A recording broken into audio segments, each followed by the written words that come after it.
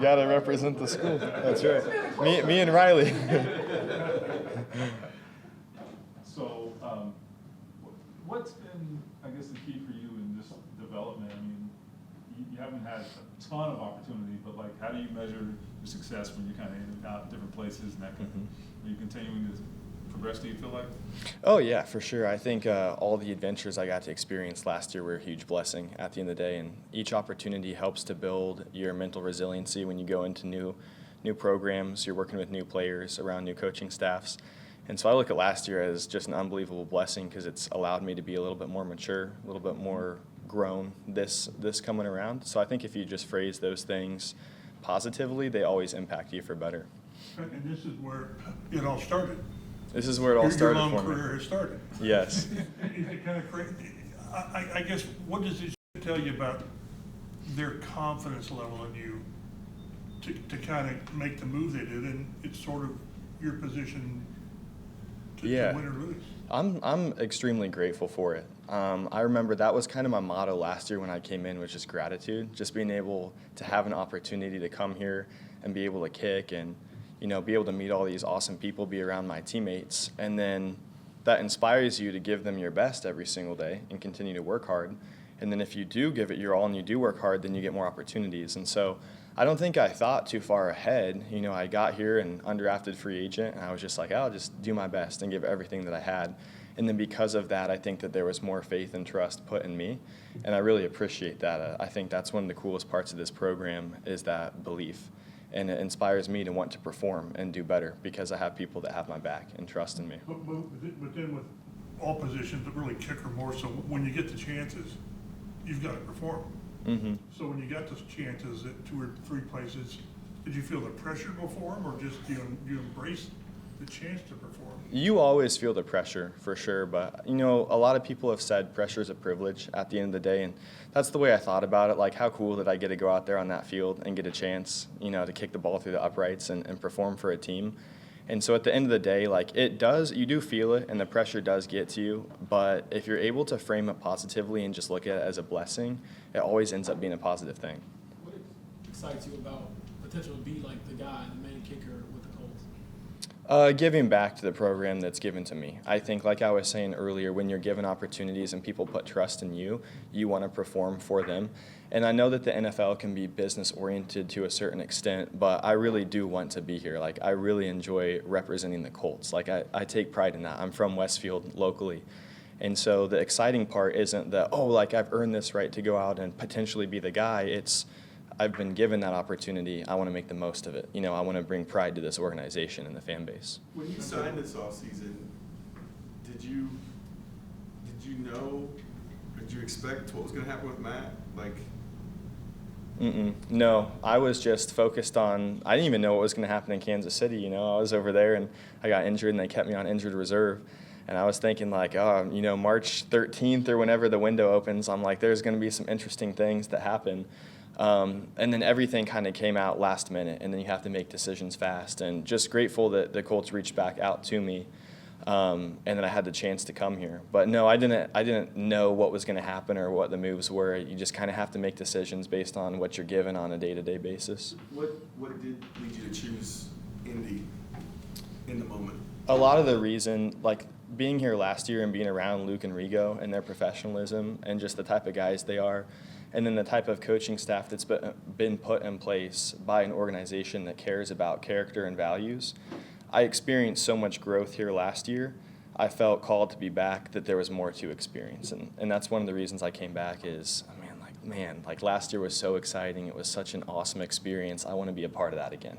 I want to help that program succeed as much as I can. Were there other teams that you had interest from back in March? Yeah, there were 5 teams total. And so, you're kind of sifting through opportunities and, your agent's doing a lot of talking for you. And then in my heart, though, I'm like, I kind of want to go back to the Colts. And so it was really cool that ended up working out. And so your family's here still, correct? Sorry? Your family, are your parents here in Westfield? They're up here quite a bit. So I have a lot of extended family here in Indiana. My parents are in Tampa, Florida right now. Okay, that's right. Mm-hmm. Brian Mason recruited you to Notre Dame, right? Yes, he did. How unique is that to be kind of in step with him back to the Colts as well? Yeah, it keeps going full circle. You know, I had an opportunity to be with him at Notre Dame for about a month, and then he got the opportunity to come here, and he called me right away, and he's like, hey, you got to stay at Notre Dame. Like, you got to stay committed to Notre Dame. That's the school for you. And I just really trusted him through that process. I feel like he had my best interest in mind, and he had my back. And even though he took the opportunity to come here, like, he knew that it was going to be good for me to stay at Notre Dame. And then ended up going through that year and had some ups and downs, but overall just what an incredible experience to be at a place like Notre Dame. And then when I had the opportunity to work with him again, I'd already developed that trust and a little bit of relationship with him, and I knew that he'd have my best interest in mind and he'd want to help me succeed coming here as an undrafted free agent. And then now I get to be with him again, so it's pretty cool. What areas do you think you can still grow as a kicker? I mean, 5 for 5 last year, but obviously a small sample size. Yeah, the thing, and this is what I've learned again from like Luke and Rigo and also Harrison Butker, James Winchester, the other guys I've been around in the league, is the best guys are the ones who show up and they have a humility about their work. They come in every single day and they almost act like it's day one or rookie year. And I just respected and I appreciated that. And so when you talk about like, well, you know, what is there left to accomplish? Where can you go? You have to come in like you don't know anything. You have to come in with a mindset that you're still learning every single day, that the only way to achieve growth is to find the small things that you haven't mastered yet. And I think that's the reason that guys stick, 5, 10, even 15 years in a specialist case, is that they're always working on finding ways to improve. I don't see a lot of guys who maintain a high level of play that have a real big ego about them and feel like they figured it all out. I remember I went into Kansas City and Harrison Butker, you know his reputation, and he's asking me questions all the time. Hey, dude, like, how do you kick like this? What do you think about this? I'm like, why is this guy asking me questions? This is my rookie year. But it showed me that those guys they care about, perfecting their craft every single day. So I feel like I have everything left to figure out and accomplish. Also, the one thing, again, if there's a criticism or skepticism, it's he's kicked 5 kicks in regular season. It's a small sample size. You can't do anything about that until you kick 5 more. You just do your best with the opportunities that you have and that you're given. And you're always going to have criticism and you're always going to have skeptics, and that's okay. As long as you're able to keep things in perspective and keep a positive mentality, I think that can be fuel at the end of the day. And so I just look forward to any opportunities that I have. What do you think the cap is on your distance? 70. I hit a 70-yarder in the indoor.